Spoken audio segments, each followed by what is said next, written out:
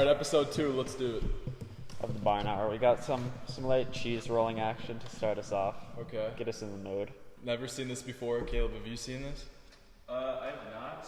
So he's going to throw a roll of cheese, and they're chasing it down the hill. Oh, so it's like a race to the cheese? Yeah, you're racing to the bottom. Oh, I like that. Look at that one dude that he's flying. Oh my god. He took out the guy at the bottom. Did he get the cheese, though? I didn't even see. Did he secure the cheese? That's the question. Yeah, and so basically at the bottom of the hill, those are like a professional rugby team trying to tackle everyone when they get to the bottom, is my understanding of it. So you have to go through the rugby team too? Yeah. So he's going to let it go. Is this hill too steep to just run down? Yeah. Is that where they're going? Well, like they're falling. Like some people will get a decent way running. This is in But Britain. then, I think it's in the UK somewhere. Oh my But god, that dude's flying in the green. Oh my! He's got taken. Oh my gosh! Jeez. Okay, when do we bring this to the high school?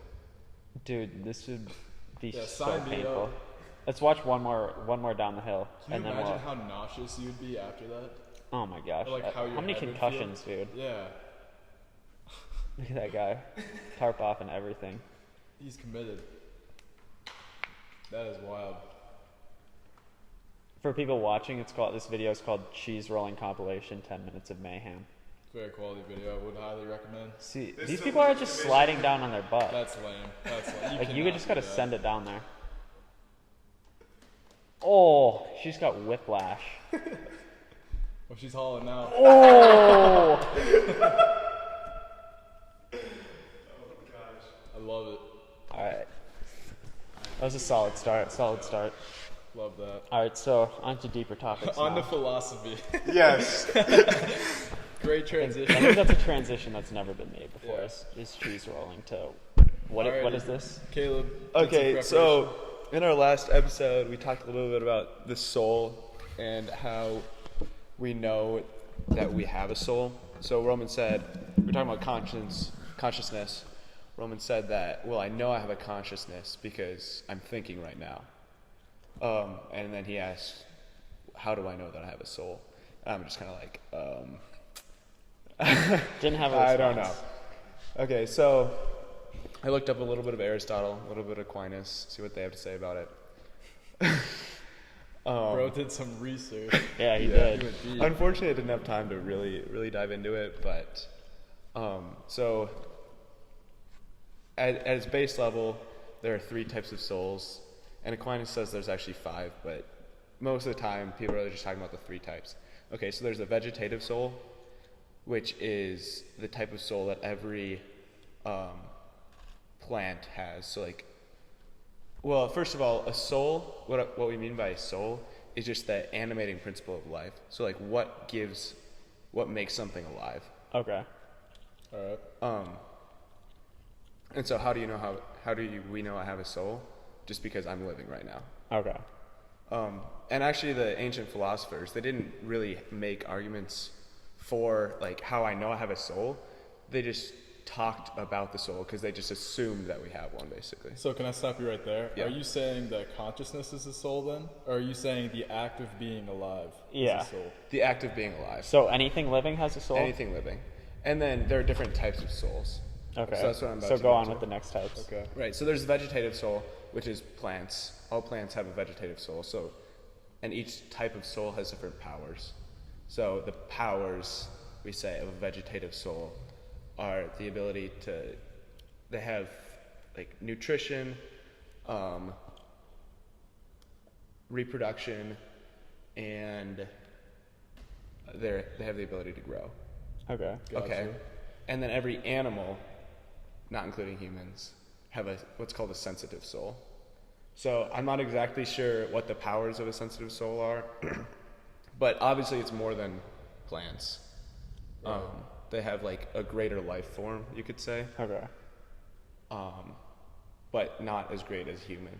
And humans, the philosophers say, have what's called a rational soul. So they have the ability to reason and the ability to feel. They have consciousness. So these are all powers of the soul. The intellect is a power of the soul because we have a rational soul. Gotcha. Okay. So is for the vegetative soul, is that including like bacteria and all that like type of stuff too? Like I would like think so. Yeah. anything living that's not an animal, Yeah. pretty much.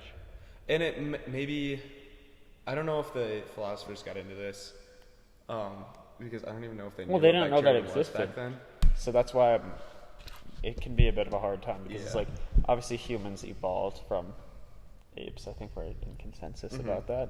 So it's like where did the transition happen from having an animal? Like, did a ape just have a child and that child had a human soul? Like did it just happen? Like, how did that transition take place? Yeah. I don't really know if you can make that distinction without a belief in a Okay. higher power.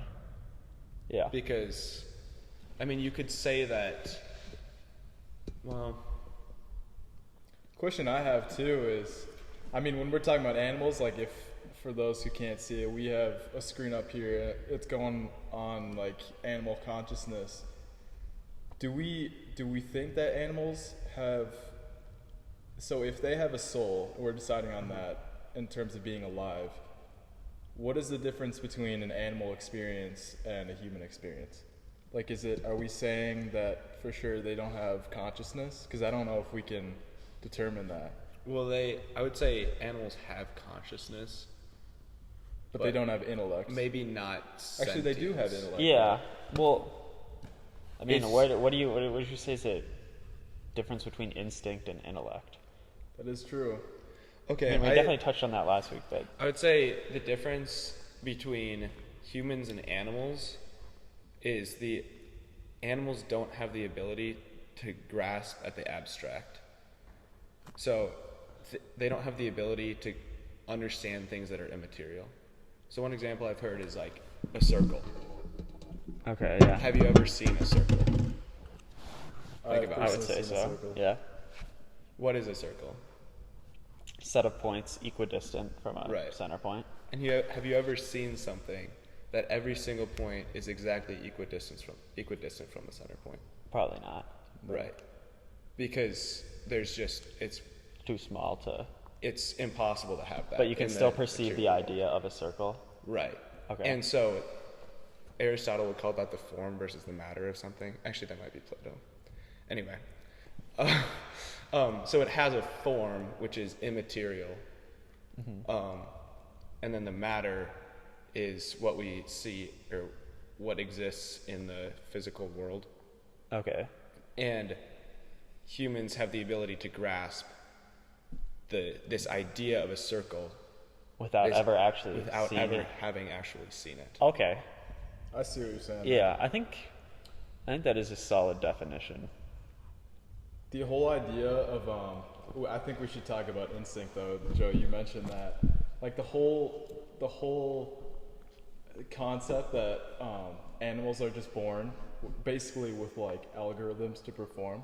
Yeah. Like basically every dog is peeing on trees and fire hydrants and stuff like that.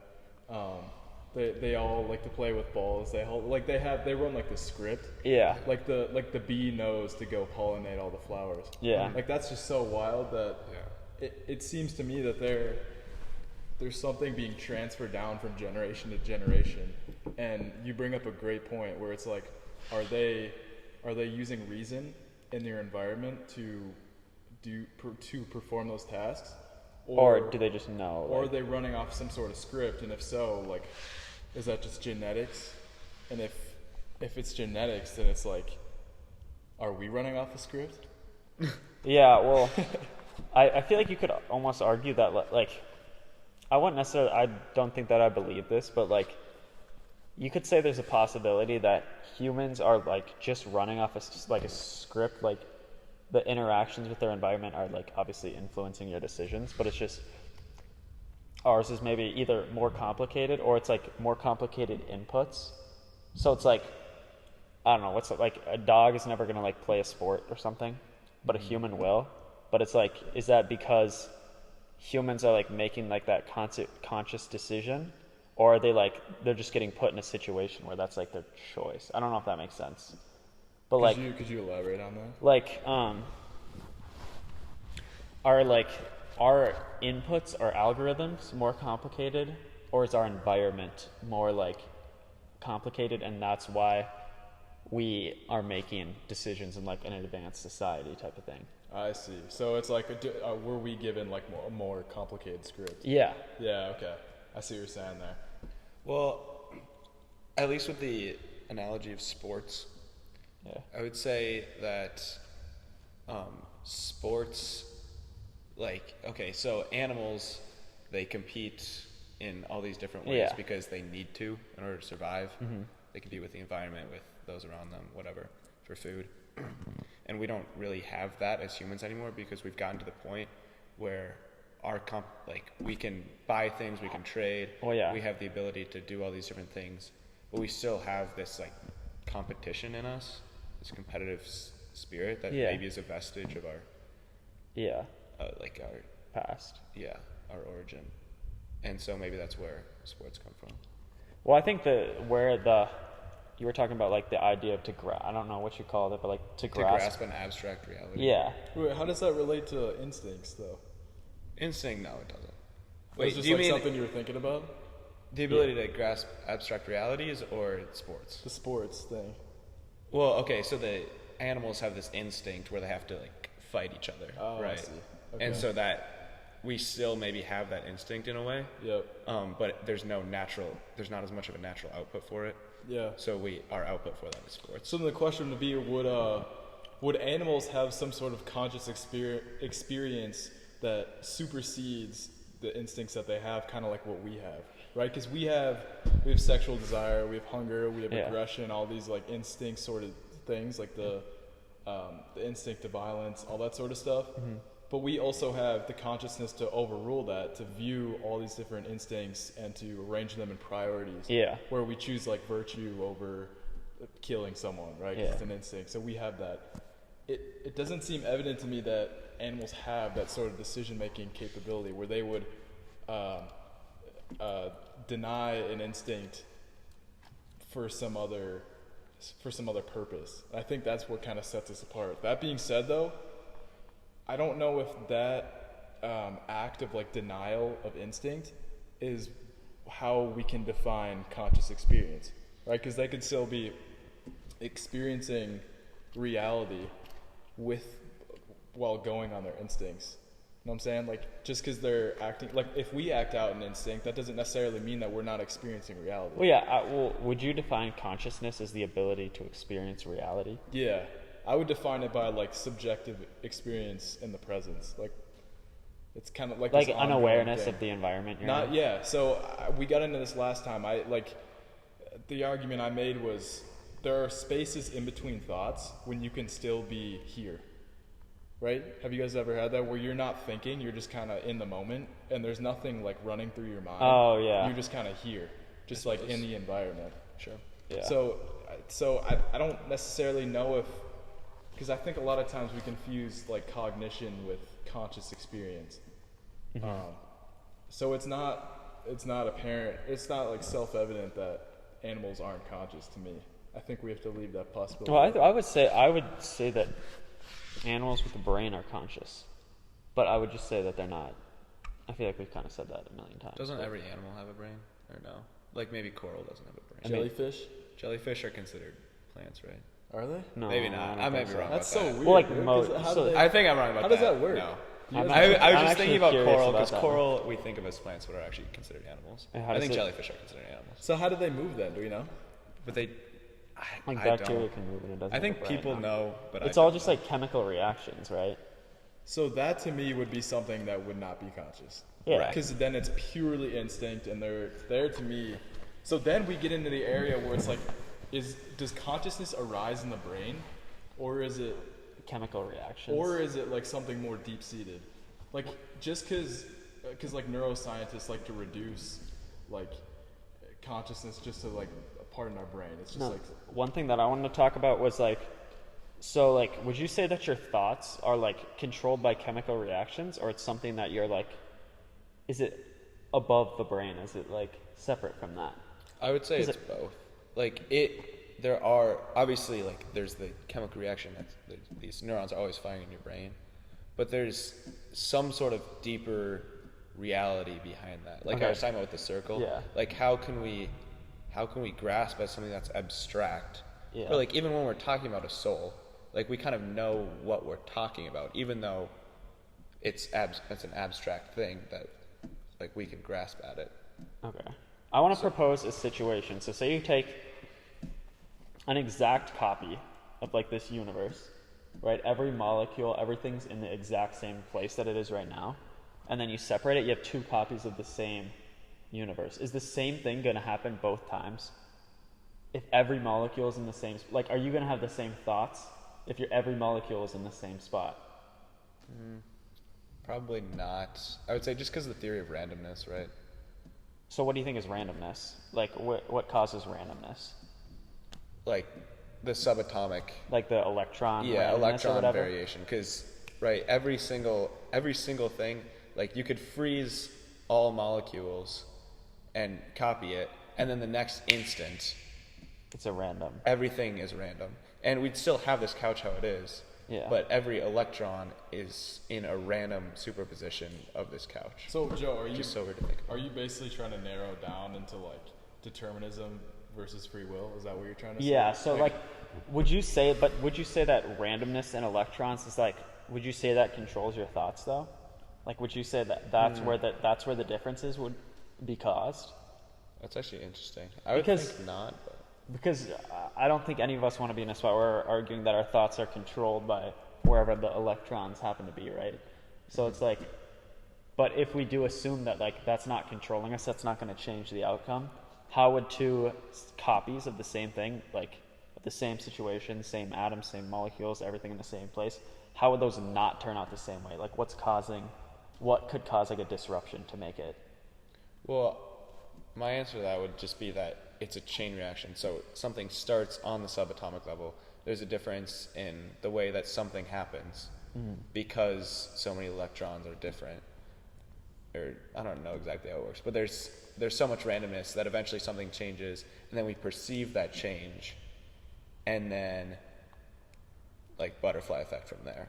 Like as long as there's something different that we can perceive in our minds. So, but then at that point, would you say that it's caused by the electron displacement or whatever? Well, okay, so there's different types of causes. So that's kind of a secondary cause. Or I guess it causes that change in a way, but it's not like it's forcing you to make that different perception. So it's like prompting your brain to think in a certain Right. way type of thing? Is this rain going to mess with the audio or no? Probably will. Let's just push through it. Might as well. We just grind through it? Yeah, let's do it. I feel like this one will pick it up. What's up? Actually, I feel like you'll be able to hear it, but One thing that I was thinking about the other day, like right after we had our first discussion, I was at work the next day, where do you work? at McCormick's. Okay, yeah. And there was this ramekin that fell off the counter, Okay. and I caught it, like instinctively. Yes, sir. And I was just like What did you immediately do? after I did that, I was like, whoa. Like I never decided to catch that. Yeah. Like that just happened. Yeah. So that's kind of, it seems like that is the sort of instinct that animals might run on. They just like, they perceive it they see something with their eyes or perceive something with one of their senses, and they just act on it. Yeah. So I really want to dive into that. I think we should narrow down on thoughts for a little bit. Okay. First, I want to touch on the fact that, like, we tend to associate ourselves with our thoughts and our emotions, and this is kind of the Buddhist perspective on it, is that we're not our thoughts and our emotions, right? I would say that we are our conscious experience. So we're the thing that's kind of behind the thoughts and the emotions and like everything that's going on out here. Because if you just like watch your mind, like this is what you learn after doing meditation, is that thoughts will just run through your head. Like I'm Without sure you, yeah. without your interaction with them. And some of the thoughts, like you guys have probably had this, like you're just like, where did that come from? Like it's Yeah. so random. Like that's not me. So Yeah. it's like, what is that? And Where is then that at the coming same from? time, like we have these like emotional responses that are probably rooted in evolution, like for anger or jealousy or just stuff where you're like, whoa, like what? Or like if you guys have ever had like a really like dark feeling and you're just like, that doesn't seem like me. Like that's the whole argument about like the shadow.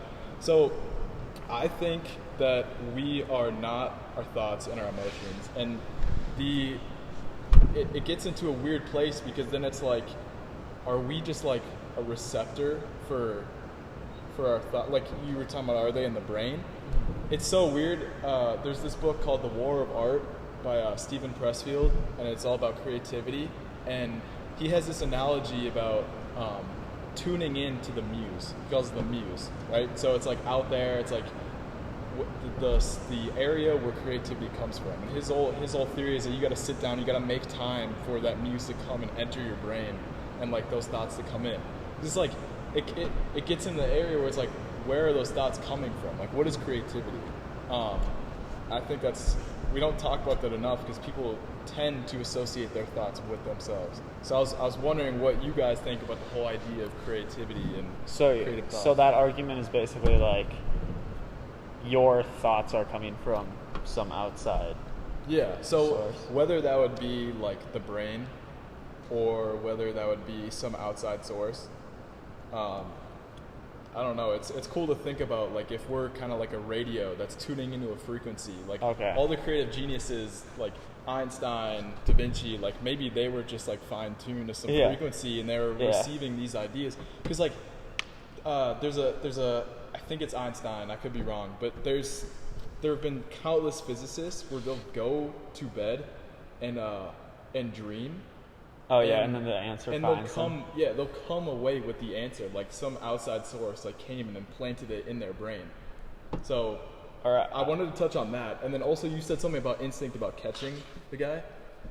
I've studied like Buddhism and then Taoism. Taoism is talking about like basically the idea of nature, balance. Yeah. Concept of Wu Wei, which is like basically getting in the flow and doing without doing, and it's like. It's basically saying that once we get into that area where we're not thinking, a lot of times that's when the best results come. So I don't know if you guys have experienced this at all in sports where you're not doing, the flow you're just state. reacting. So I want to talk about that too. So I got two kind of things. Does Buddhism, you were talking about this like outside of yourself kind of thing in Buddhism? Yeah. Right? Does Buddhism have a name for that? For the outside experience? Right. So they separate it into two types of minds. It's like your monkey mind, where it's like it's like the monkey image of the monkey just bouncing around all over the place, and then it's like some other, I forget what the name is, but they separate it into like two kind of personas, kind of. I think I could be wrong on that. Because the Christian would say that this outside thing of you, which is like they have kind of a similar view of that as a Buddhist, but they would say that's a soul. Yeah. And then your body, though, is also you, right? Like the Christian would say you are a body-soul composite. Like your body is you, or your body is part of you, and your soul is part of you. But without both parts, like it's not a person. That's a really good point. I think that is true because the body is intertwined with our experience. Because have you guys heard about like the research that's being done on like probiotics? And like basically that there are neurons in your gut, and that's like the whole concept of like eating probiotics for like depression and anxiety. So there are neurons in your gut that are in charge of like dopamine and serotonin receptors. Mm-hmm. So like what you eat, if you eat like sauerkraut or like yogurt and stuff with probiotics, they found that that's like effective at treating depression because you're like feeding that gut bacteria in your gut. So it's like your gut like influences how you perceive the world. You know what I'm saying? Oh, okay. So and that's like sort of almost like a connection between the body and like the spirit type of thing. And then we have the whole thing of like exercise, like boosting your mood and like and like changing your like I don't know about you guys, but after I like go for a run, like I like look at the world differently a lot of times. It's like the runner's high. So it's like they're definitely intertwined. So that is a good point. We have to bring in the body to all of this too. And factoring in like who am I? Yeah, one thing I want to go back to is how you kind of brought up 2 points, but I think they're pretty similar. How you talked about like how like the answers would like come to like brilliant people in their sleep, or like when you're not focusing on something. Like I don't know if you've ever had this, like you're stuck on either like an assignment or something, and you're trying to come up with the answer, like you sit there 20 minutes, you don't think of anything, and you take a break, Yeah. do something else, and the answer comes to you when you're not like essentially looking for it. So it's like, Or like you're writing an essay. yeah, and And you're like, then- I don't know what my opinion is. I don't know what to write about this, and then it kind of just like comes to you when you're not necessarily thinking about it. So it's like, is that either something going on in the background of your brain? Is that coming from somewhere else, or where does that come from? Yeah, creativity is wild, man. I don't think we completely understand it. And then there's also like ideas are like, in a way, like their own like deities, bro. Like because ideas, like I was listening to Joe Rogan and Duncan Trussell, and they were kind of just like going on like conspiracy theories and all sorts of crazy ideas. But if you think about it and you look at ideas, like in a way they are kind of alive, because like they start with one person and then it's like kind of like a virus where it'll like replicate and spread and grow and die maybe, and then once they seize control of someone, they're like possessed. Like if like in the Einstein case, once that idea landed in Einstein's mind, he felt compelled to go do something and like spread that idea. Like Yeah, the whole like the idea of religion is like alive, man. Because like once some person like Muhammad the Prophet, once he received the idea, he had to go like spread it, and he was like the servant of the idea. That's Yeah. actually so crazy that you say that, because like that ideas are almost deities, because the Christians say that, if you've ever read the first chapter of John, like in the beginning was the Logos, and the Logos was with God, and the Logos was God, or something like that. And oftentimes that's translated to the Word, and the Word. Yeah. In the beginning was the Word, and the Word was with God, and the Word was God.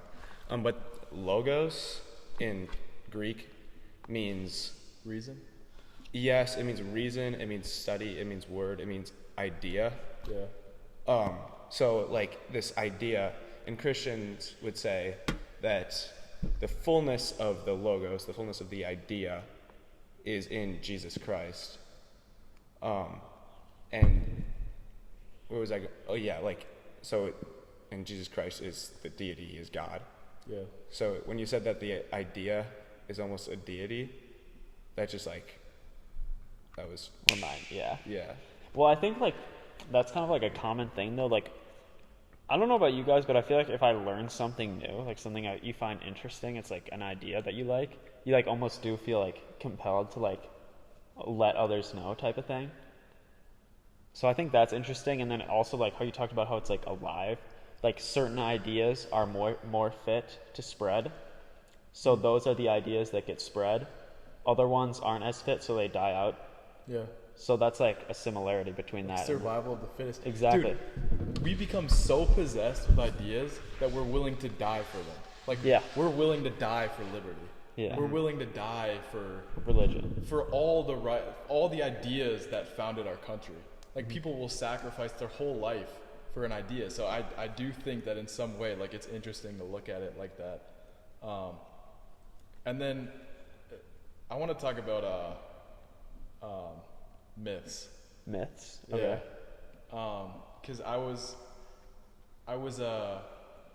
reading the book called Power of Myth by Joseph Campbell. You guys heard about Joseph Campbell? Yeah, he has the whole Hero's Journey. Journey. Okay, yeah. He's talking about that. That's an idea, right? The hero's journey is an idea. Sure. And that idea is everywhere. Like, I was just thinking about that, like how many different cultures Yeah. have the same copy and paste template of the hero's journey all over. And I was just thinking, number one, what is that? Why does that feel divine? Why does that feel like like when we watch Star Wars and we see Luke Skywalker, why do we feel some sort of deep resonance with that? Yeah. Like, what is that? And so that to me spit like the idea of like ideas being divine deities, like that to me speaks to something. And then also like myths run so much of our lives. Like if we were talking about like American ideals, we have like our belief systems are myths too, where it's like it's their belief, right? So like he made the example like when the judge enters the court, we have all sorts of rituals, right? The judge has to dress in like the black garments. That's like a ritual. That's like some sort of, that's tied into like myth. I don't know. I think the whole interaction between myth and culture is. So is that like, you said that myth like runs our lives? Is that, where's like the judge wears black? How, like, would you elaborate on how, like, what myth is that, or like, I don't know if. Yeah. So okay. So I should probably clarify. Myth is like the way that he was talking about myth. I think it's kind of a broad term that encompasses like ideology, ritual, belief. Okay. All of that. So when like a myth would be something where it's like it could be like a narrative, but it could also just be like some sort of belief. Yeah. Okay. So we have a belief that judges should wear black, and that's like it's kind of like it's an idea, and it's just something that we do that it's kind of odd, but we just do it because it's been in our culture. Yeah. Forever. So tradition. Yeah, tradition. Yeah, that's another word for it. It's just myth. Just kind of encompasses all of that. Okay. Any thoughts on that, guys?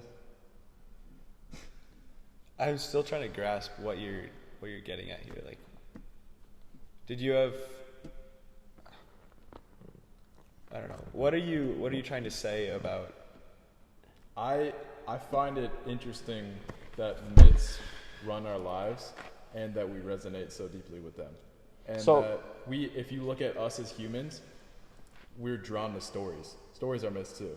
So stories run our lives. We watch movies, we watch TV, we read books, we play video games. Yeah. All the stuff, they're stories, and we relate with them, and that's how we connect with humans too. Like if I'm talking with Caleb, I'm gonna mention that thing that happened like an hour ago, and I'm gonna tell him the story, and that's how we bond, right? Yeah. So it's like that's an example of like, I don't know if, so he would say that that's like a myth. That's like there's like some sort of narrative in that. And the whole idea of like narratives running our lives, I think is interesting. Okay, so I think kind of what you were getting at is how like humans are like almost naturally drawn to like our past and our ancestors, almost like how you were saying like we just like, even in like a lot of cultures, religions, like the thing of like ancestor worship and like honoring those who died type of thing. Yeah. Is like you feel like almost an obligation to that. Yeah. Well, I was getting to the broad, just like narratives, myths. I wasn't really making a point. I was just kind of saying like that's interesting. Like if you look at the hero's myth, like that's like huge, and we don't often consider the fact that we're so drawn to it. So do you think it points to something, the fact that every culture has been drawn to this same thing? I think that because we resonate so deeply with it, I think that speaks to something. It's something deeper, man. It's like it's almost like unconscious why we resonate with it. Like, do you guys have any ideas? Yeah, no, it's something immaterial. Yeah. Right? There's so much of the world, like we perceive everything in the material world, and we often think that this is it, but there's clearly, like, since this has just been part of human experience for all of these years, there's clearly something immaterial and greater beyond that. Okay. What do you think, Joe? So you think that, like, the human, basically that our, like, desire for things that are beyond materials must come from some sort of higher power, logically? Well, because I think I would almost agree with that, but I don't even know if that's where, I think that's kind of where I'm going with the argument, but at this point, I'm just trying to say that there is an immaterial world, or like there is something outside of us, like you were talking about that with Buddhism, and so yeah, it points to something that is higher, something that is immaterial, or kind and of like something that created and ordained this order.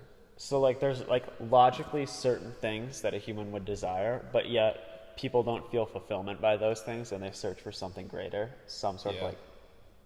I think that is true. I think all humans have endowed in them, like, some, like, some desire for a higher power, and you see that in, like, I think it was either Nietzsche or Freud. I think it was Nietzsche. He said something like God is dead, because like I'm paraphrasing, but like science killed God. Yeah. So God is dead now. That was definitely Nietzsche.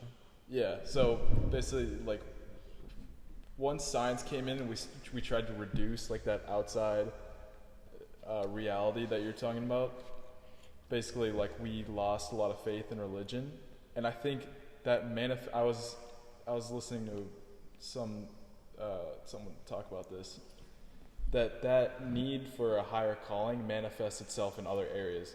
So you could look at social media groups as a path that people look for some sort of higher meaning, higher calling, like the leaders of those social media groups as like cult leaders almost. Yeah. And they behave in that way where they have like an ideology and like They want to spread. they have a mission and they want to spread it, and if you go against them, they're gonna like cancel you. And it's just like that to me like looks a lot like religion. Definitely. That's totally true.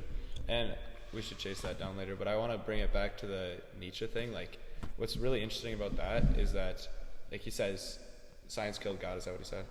Something along those lines. Yeah, okay. And then because of that, we've lost this, like, grasp of the immaterial world.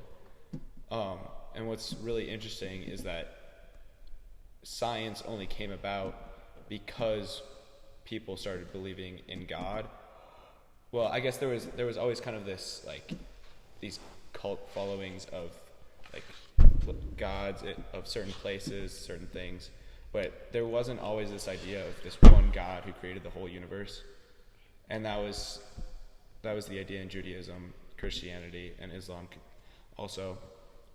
And so science came out of that because they believed that because there's a God, there is an order to the universe, and then that can be discovered through science. Yeah.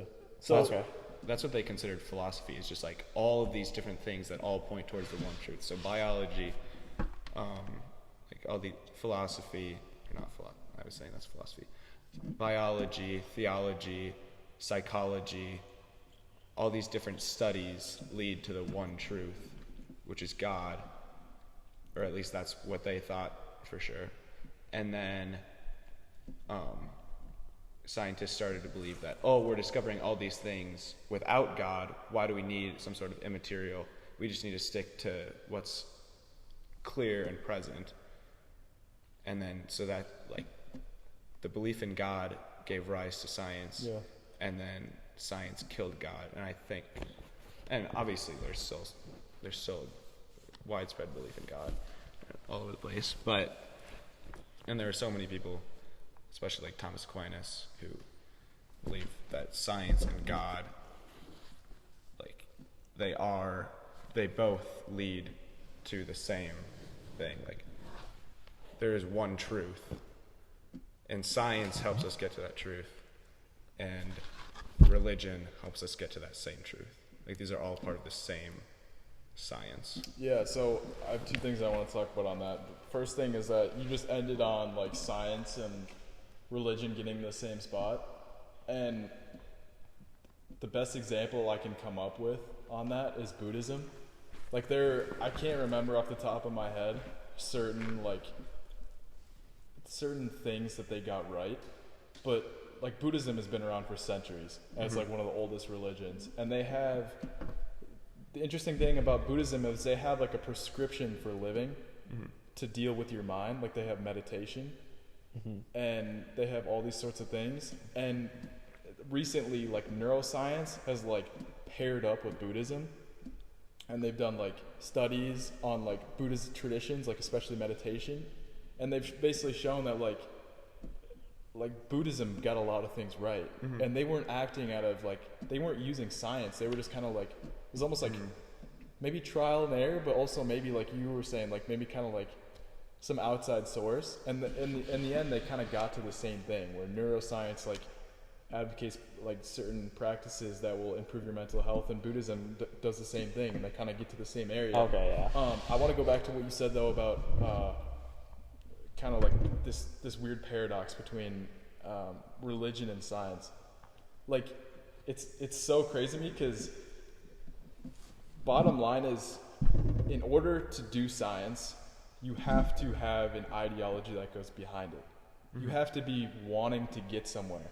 Yeah. So when we try and go out in the world and use science, what are we trying to do? We're trying to make the world a better place. We're trying to innovate.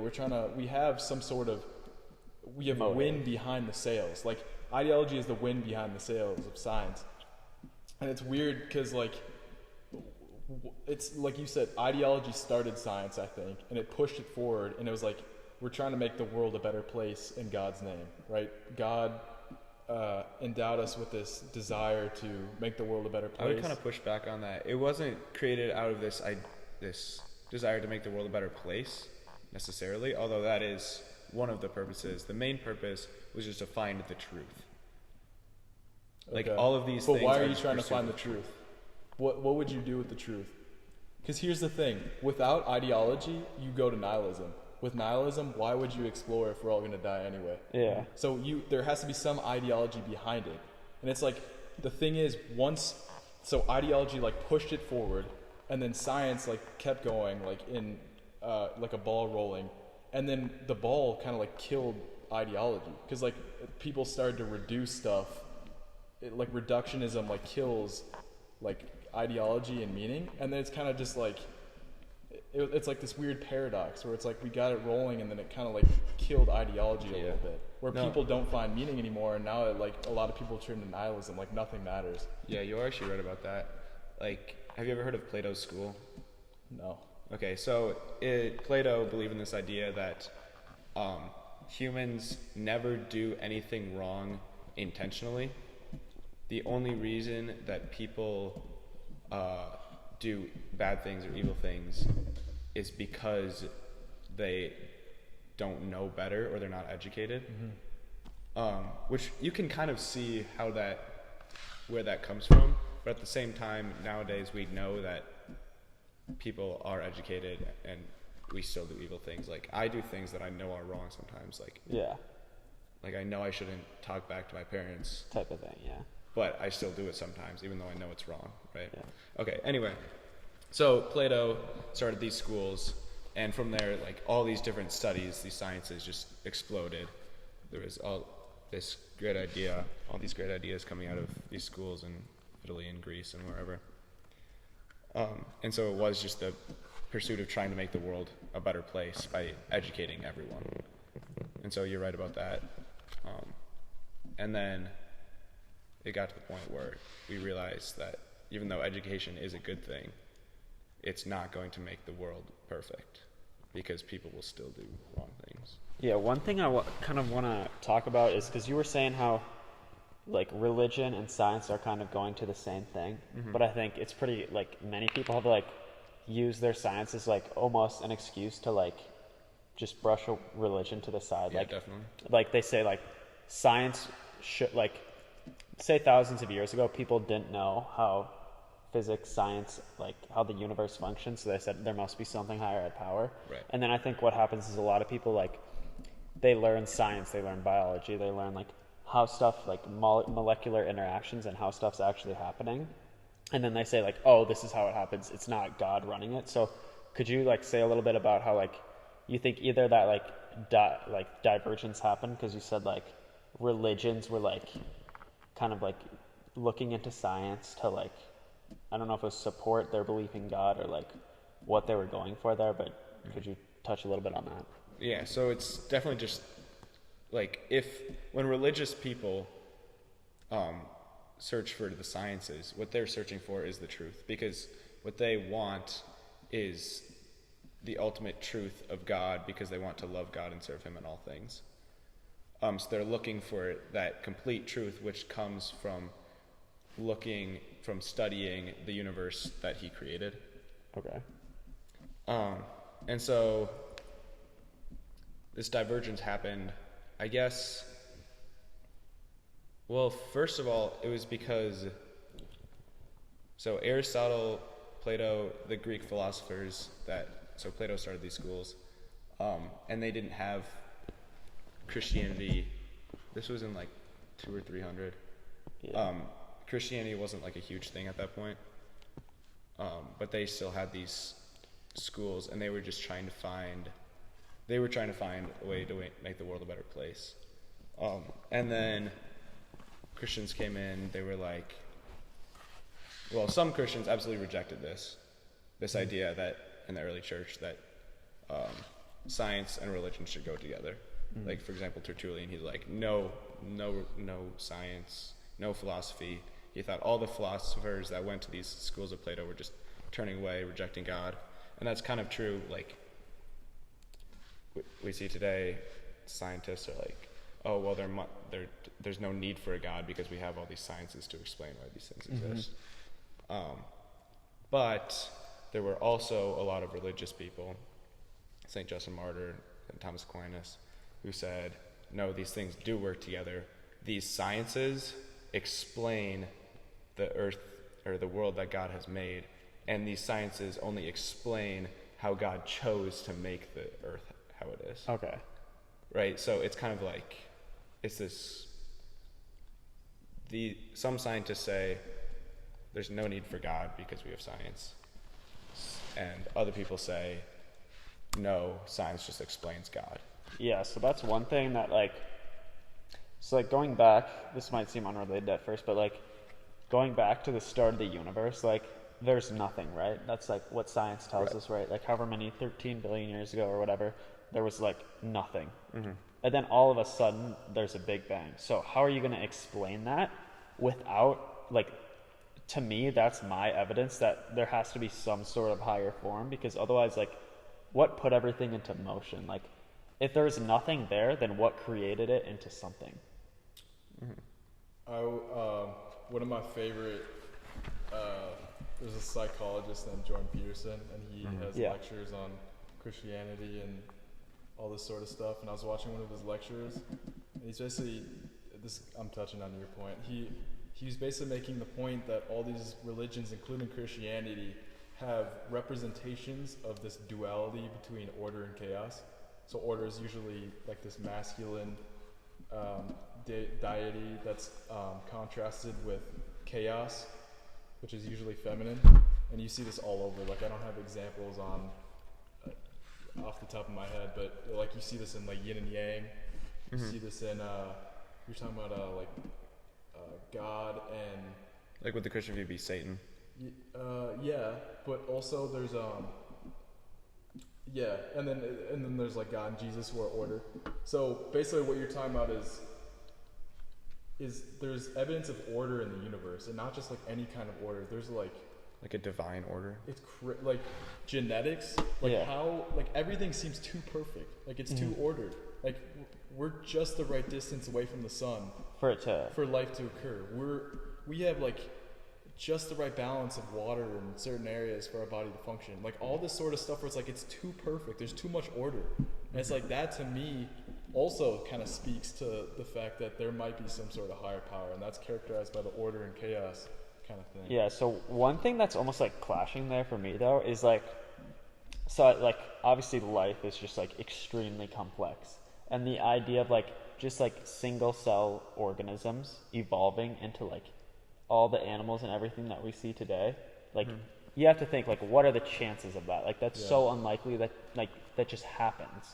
Like the first living organism, like it's just like crazy for me to comprehend. Like nature just like the molecules happen to form in a certain way that like, oh, it's a living organism now. You know what I mean? But then also at the same time, like you were talking about like the perfect planet, all that. It's like, are we just like, the universe is so big, like how many planets are there? Like is there enough like planets to prove that maybe we were just that lucky, right? So it's like, where do you, that's something that's clashing for me, I would say. That's an issue that we have, is we have a study, we have a sample of one, in the case that we only have one example of life. So we don't know if this is common, or we don't know if this is like super unique, because we don't have any other reference points. So it gets hard to make the case that this is like a super unique case. But I don't know, that like how wild would that be if we had some sort of other life form to contrast our experience with. Yeah, well- because then it gets into the case where if another life form comes in, and it's like they're more superior to us intelligence-wise, then it's like what if they deem that we don't have enough conscious experience for us to be human, and then they view us like we view other animals? Yeah. It just gets crazy. Yeah. I think like I don't know, like how do you think that would make you like? How would you view your religion differently? Like if these crazy advanced aliens like just came to Earth? Yeah. Because like I don't know like how you could cope with that almost like. How do you explain that? Because the people that wrote the Bible, I'm assuming they didn't believe in like aliens and all that stuff because they believe that God just created the earth, right? Like they're the center of the universe. Well, not necessarily. Like obviously they knew about the cosmos. You can just look up and see. Okay, yeah. But they Didn't have as good of an understanding though, like how much is out there though, I would say. Yeah, that's probably true. Yeah, so how would that affect Your view. Christianity? Okay, Yeah. my view. So, yeah, I've thought about that. I don't really know, like, first of all, is it possible to have more, like, sentience or more consciousness than a human? I don't know. And also, like, okay, so the Christian view is that God sent his only son, Jesus, Yeah. to save humanity, which had fallen because of original sin. Yeah. And it also teaches that humans are the pinnacle of God's creation, and God desires every human to have a personal relationship with God. So how would that view change if there's another being that seems to be superior? Like, how would Yeah. you reconcile that? Yeah. That Exactly. there's its pinnacle. Like you say, humans are the pinnacle, but then there seems to be another that's higher. If some alien, and I don't really know. Obviously, there's no aliens that we know of, Yeah. like even that exists, whether or not they're higher or more intelligent or whatever. So I don't know. Some people say that would have no bearing on Christianity, but it's hard to reconcile that. Yeah, exactly. I don't really know. Because It's hard to say. I'm fairly confident that I will not experience an encounter with a greater like alien species. Like maybe we'll see bacteria, whatever. But like in my lifetime, I won't see anything like Yeah. that. But that's something that's like you never know. You know what I mean? Like there could be so much more out there that we're just so blind to. Like the probability that there is something out there is greater than the probability that there isn't. Well, but Given you how almost don't even large know the that, though. universe is, Yeah. though. Like- Given how large the universe is, There's just so much we don't know Okay, but- about space. And like, okay, so if we believe that things are alive, like how does life come about? Like what is this spark that changes something from From a not living? non-living thing, like a rock? Like how does that become bacteria? how does that become bacteria? yeah, it's the steady and- size of one thing that we were talking about. Yeah, exactly. Yeah. So we don't know that. I don't think there's any way to explain that scientifically that I've heard of. Yeah. And so most people would just say that's God that gives that spark. Yeah. And so did God ordain for that spark to only happen on Earth? Yeah. Like You it's don't just there's so many things that we don't know. Speaking about other life forms, Yeah. well, I mean, we could talk about this, but hold on. You were talking Okay. about like reconciling like life forms into Christianity. There's also the fact that like we're Homo sapiens, right? We're one type of human. Right. There were a ton of other types of humans across history. Like, did they have conscious experience like us? Yeah. Didn't you bring that up last time, Joe? I think we talked about like Neanderthals and But they're like, Homo they're, erectus or like whatever. there's the traditional view of Neanderthals, like the big, like stupid, like short. like monkeys basically. Okay, but sure. there were also like there's the Homo deus, there's Homo Erectus. there's erectus, all sorts of ones, and there I think I could be wrong, but I think they have evidence of like intelligence, use of tools, of signs of culture. Yeah. Like they were humans too. So it's like, how do we like that's just like a part of history that we don't often talk about, and it's like, how did they not fit into God's view of humanity? Like, why were they not chosen too? You know Well, what they I'm saying? could have been. I mean, I guess. Do you really know that they weren't? But then why would they be extinct at this? Well, Because then you would find trace of Homo erectus DNA in our DNA too. Is that the case that you're making, that they like assimilated with us, or what do you mean? Or like, I guess, like, are you trying to say that like they like you said something about like, why didn't God choose them to be Yeah. whatever? Well, how do you know that like do you think God is like say there's a meteor that's going to hit the earth? Do you think God is going to like some higher power is going to step in? I guess this is more a question for Caleb. Is going to step in and save us, or like would they let you like go like extinct or like die on earth? You know what I mean? This is the case between deism and theism, right? well, sure, yeah. The deist view is just that God created the universe and then just left it, like Yeah. he's not involved anymore. So that's just complete deism. And Christians and pretty much every religion, I guess deism can, like, there are Protestant deists, but most religions say that God is still at work in the world. Yeah. And would he save us from extinction? Like, that's something you don't know. Yeah. Like, you don't know God's plan. Yeah. That's No, but I guess kind of where I was going with that is, how do you know that like God didn't also create those, but then they went extinct for whatever reason, and that's why we don't see them? yeah. Is what I was trying to say. Or maybe like they serve their purpose, and then it's like, Yeah. then they're just like cast aside. I don't know. That's something I was thinking about because I read the book. You guys read the book *Sapiens*? No. They were talking about that, how many different types of humans. Yeah. But in any case, unless you guys want to keep talking about, No, let's talk about that next time, because I want to think about that more Wanna and do research dive on deep? that. Yeah. We might have to be doing some more research for next episode. in any case, we're talking about UFOs, and it reminded me of this video because 2020, amidst the pandemic, Trump slipped in this clause for the Pentagon to release UFO videos or something. It was like at the bottom of the bill, and like no one paid attention to it. So then after that, like the Pentagon released a couple of UFO videos. So I want to preface this by saying that I don't know if I believe in UFOs. It could just be China and Russia with crazy technology that we have no idea about, right? Because like the Manhattan Project, they were working on that. No one knew that we had A-bombs before they dropped them, right? So this could just be like either Russia or China or maybe the U.S. Who knows? Right? Who knows? But the U.S. wouldn't release that if it was their own. Well, Yeah, unless but like you don't even the know. Pentagon doesn't know about But they're it. just saying it's And UFOs, just- so it's okay, not like. yeah. Anyway, Let's watch the video and then we'll discuss. This is okay. So there are tons of UFO videos, right? The one that separates this though is it was released by the Pentagon, and it wasn't just released by the Pentagon. It was filmed by a U.S. Navy pilot, Commander David Fravor. And what's special about him is he is like incredibly credible. Like he's like well respected. He's got a lot of prestige.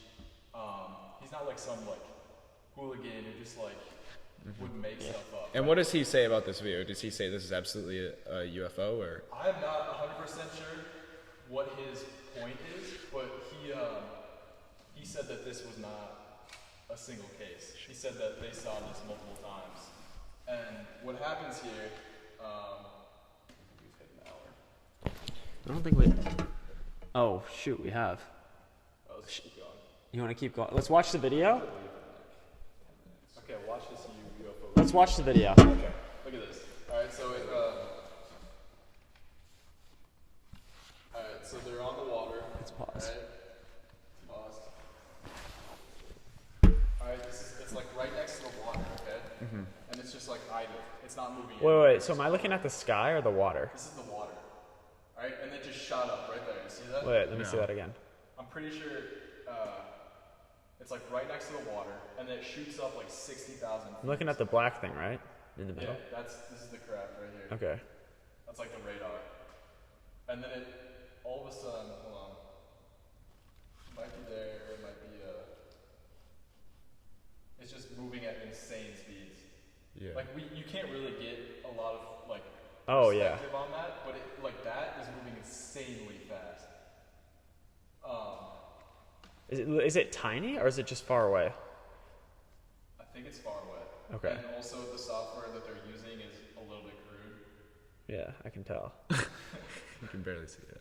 Yeah, but in any case, it's not so much the video as much as the fact that they caught that. Yeah. And they said that, I could be wrong on this, but it was like starting at the water, and then all of a sudden just shot up like 60,000 feet, and they tracked it going up that far in like a couple seconds. Okay. This is crazy. So that to me, like, I don't know if that means that there are aliens here. Like, in all likelihood, it's probably some military technology.